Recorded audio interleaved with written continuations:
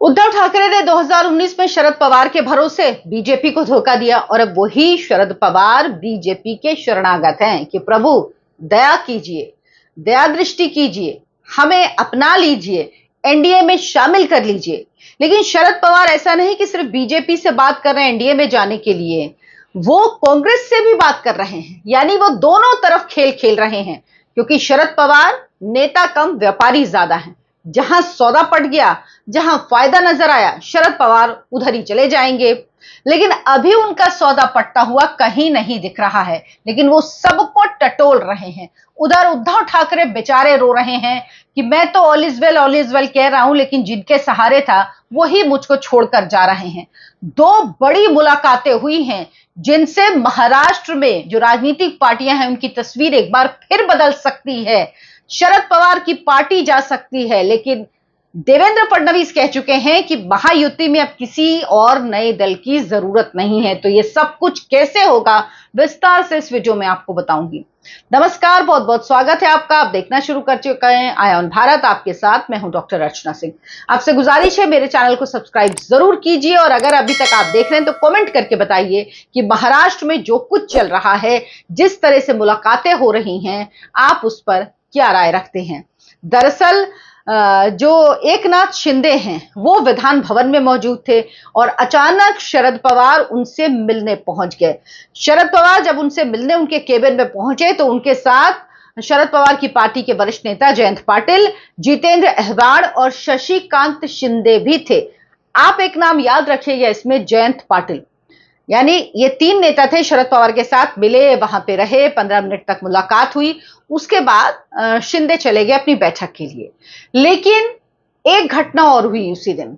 जयंत पाटिल जो शरद पवार की पार्टी के बड़े नेता हैं, शिंदे से जब शरद पवार की मुलाकात हुई तो वहां मौजूद थे। जयंत पाटिल और विनोद तावड़े की मीटिंग हुई। विनोद तावड़े जो बीजेपी के वरिष्ठ नेता हैं महाराष्ट्र के, तो उनकी मुलाकात जब हुई तो उसके बाद बात की जाने लगी कि आखिर इस मुलाकात का क्या मतलब है। जबकि जयंत पाटिल की तरफ से कहा गया कि कोई राजनीतिक मुलाकात नहीं थी, महासचिव हैं विनोद तावड़े, भाजपा के राष्ट्रीय महासचिव हैं, तो उनसे मुलाकात होना, और अमित शाह के करीबी हैं विनोद तावड़े, उनसे मुलाकात होना जयंत पाटिल का, ये कोई कोइंसिडेंस नहीं। और जो ये कहा जा रहा है कि ये मुलाकात सिर्फ एक गैर राजनीतिक मुलाकात थी, हालचाल पूछा गया, ऐसा होता नहीं है। कहा कुछ जाता है लेकिन होता कुछ है। तो एक तरफ शिंदे से खुद मुलाकात कर रहे हैं शरद पवार। क्यों? क्योंकि देवेंद्र फडणवीस नहीं मिलेंगे शरद पवार से। जो धोखा शरद पवार ने 2019 में दिया था देवेंद्र फडणवीस को, आपको याद होगा वो तस्वीरें जब देवेंद्र फडणवीस ने राजभवन में मुख्यमंत्री की और अजीत पवार ने उप मुख्यमंत्री की शपथ ले ली थी, और उसके बाद समर्थन वापस ले लिया था एनसीपी ने अपना। कारण क्या था? जो अजीत पवार आए थे, बाद में कहा गया अजीत पवार अपने मन से आ गए थे, ऐसा बिल्कुल नहीं था। शरद पवार की रजामंदी के बिना अजीत पवार तब तक कुछ नहीं करते थे।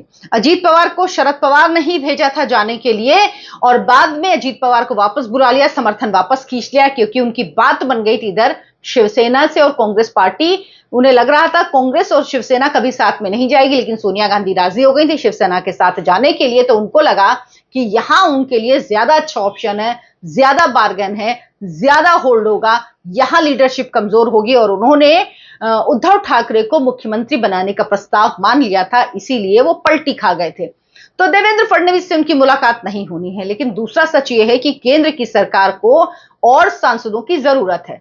तो शरद पवार के पास दो रास्ते हैं, या वो एनडीए में शामिल हो जाएं, या फिर वो अपनी पार्टी में टूट के लिए तैयार रहें। क्योंकि जो शरद पवार के ज्यादातर सांसद हैं, विधायक हैं, 10 विधायक हैं उनके पास, और 8 सांसद हैं शरद पवार गुट के पास लोकसभा के, और शरद पवार खुद राज्यसभा से आते हैं। तो अधिकांश जो सांसद हैं और विधायक हैं वो ये चाहते हैं कि उनको ज्यादा से ज्यादा विकास निधि मिले, ताकि वो अपने एरिया में काम कर पाएं और राजनीतिक जो प्रतिस्पर्धा है उसमें बने रहें। क्योंकि लोगों का काम करेंगे तभी आप वोट मांगने के लिए लोगों के बीच जा पाएंगे। इसलिए उनको लगता है कि सत्ता पक्ष से हाथ मिलाना ठीक है।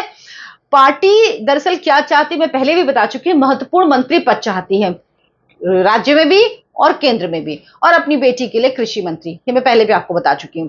लेकिन केंद्र और राज्य दोनों में मंत्री पद चाहती हैं, जिसके लिए कम से कम बीजेपी ना केंद्र में ना राज्य में राजी नहीं है कि आपकी इतनी हैसियत नहीं कि हम आपको इतना। दूसरी बात, एनसीपी जो अजीत पवार वाली है, जो अब उनकी पत्नी की पार्टी है, अब यही कह सकते हैं जब ये पारिवारिक पार्टी है कि पत्नी की पार्टी और पति की पार्टी और बेटे की पार्टी, यही पार्टियां चलती हैं, तो वो है। पहले ये भी कहा जा रहा था कि जो अजीत पवार की पार्टी है और जो शरद पवार की पार्टी है वो एक हो सकती है। अजीत पवार की मृत्यु के बाद जो आकस्मिक उनका निधन हो गया हेलीकॉप्टर क्रैश में, उसके बाद ये भी कहा गया कि बातचीत चल रही थी, बहुत अंतिम लेवल पे थी। लेकिन अब शायद ये बहुत मुश्किल लग रहा है, क्योंकि सुनेत्रा पवार नहीं चाहेंगी कि उनकी पार्टी में शरद पवार का कब्जा हो, क्योंकि वो जानती हैं कि अगर ये पार्टी मर्ज हुई तो कब्जा हो ही जाएगा हर हाल में। तो वो नहीं, अब वो रास्ता बंद हो गया है। इसलिए शरद पवार अब दूसरा, और देवेंद्र फडणवीस बात नहीं कर रहे हैं, इसीलिए वो उप मुख्यमंत्री एकनाथ शिंदे से मिले, उनसे बात करने के लिए, क्योंकि उनको लगता है कि उनके जरिए वो केंद्र में अप्रोच कर सकते हैं। जो बात उन्होंने जयंत पाटिल के थ्रू मैसेज भेजा जितेंद्र अहवाड़ से बात करने के लिए, वही बात उन्होंने विनोद तावड़े से, माफ कीजिएगा, विनोद तावड़े से बात करने के लिए जो मैसेज भेजा था उन्होंने शिंदे से कहा।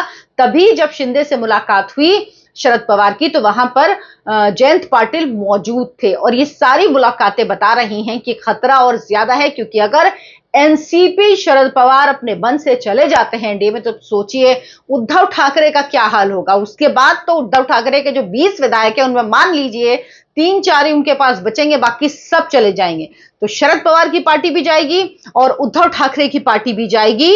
और उसके बाद अब महाराष्ट्र की राजनीति में जो विपक्ष है वो इतना कमजोर हो जाएगा कि वो नहीं के बराबर रहेगा। कोई कुछ भी कहे, लेकिन ये एक राजनीतिक मुलाकात थी। और अब ये देखिए कितनी जल्दी कांग्रेस पार्टी के साथ या एनडीए में आने के लिए शरद पवार का सौदा पटता है, क्योंकि शरद पवार का जहां सौदा पटेगा वो वहीं पे जाएंगे। लेकिन उनको सबसे ज्यादा चिंता इन सब के बीच अपनी बेटी सुप्रिया सुले की है। आप क्या सोचते हैं इस पर मुझे कमेंट करके जरूर बताएं। वीडियो को लाइक करें, शेयर करें, मेरे चैनल आनंद भारत को सब्सक्राइब कर लें। धन्यवाद, नमस्कार।